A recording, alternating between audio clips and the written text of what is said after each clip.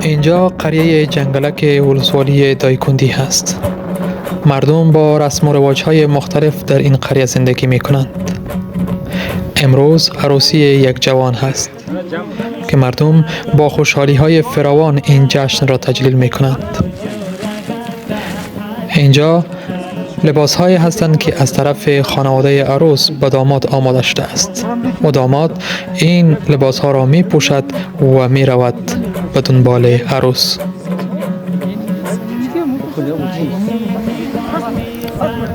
اینجا داماد آمادگی می‌گیرد تا به خانه خسر یا به خانه عروس برود و خانم خود را از خانه خسر خود به خانه خودش بیاورد. اینجا مردم با سرودن سرودهای محلی و رقصهای محلی این عروسی را جشن می‌گیرد. این یکی از اتن‌ها یا رقصهای محلی دایکندی است.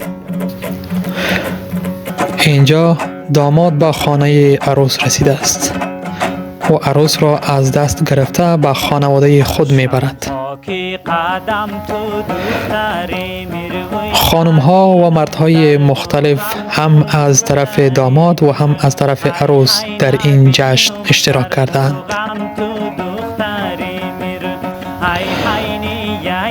اینجا کتاب قرآن کریم هست که عروس و داماد در زیر آن باید وارد شود و داخل خانه شود.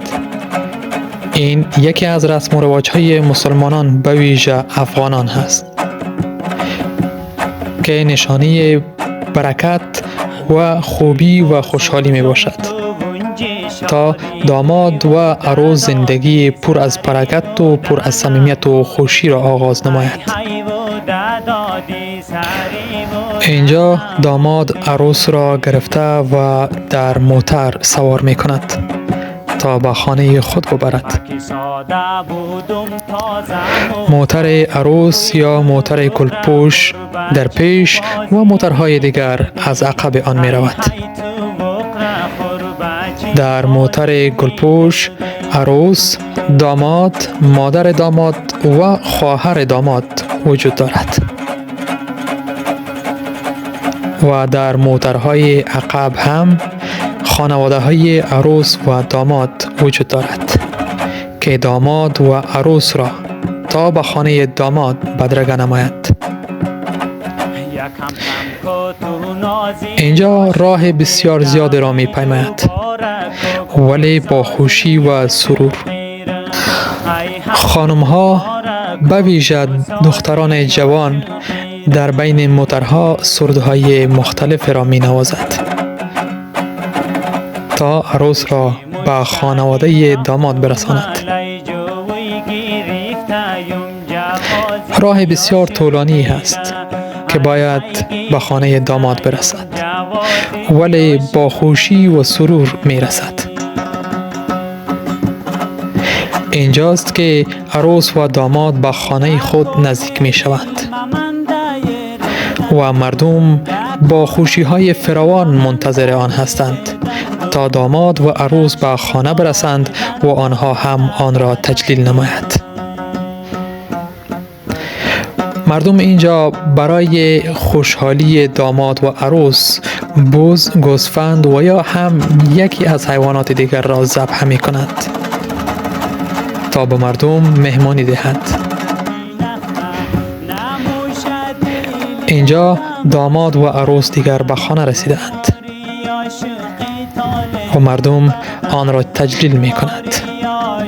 همسایه ها، خویشاوندان و مردم های حتی از ولایات بسیار دور به این عروسی آمده اند و خوشی می کنند. اینجا میوه خشک است که بالای عروس و داماد باید پاش داده شود. یکی از نشانی های خوشی های مردم دایکندی. بالاخره عروسی به پایان می رسد و وقت نان می شود. مردم تمام اموالی که از طرف داماد خریداری شده است مانند قالین و دیگر مواد به خانواده داماد می سپارد. و اینجاست که داماد و عروس داخل اتاق می شود و عروسی به پایان می رسد.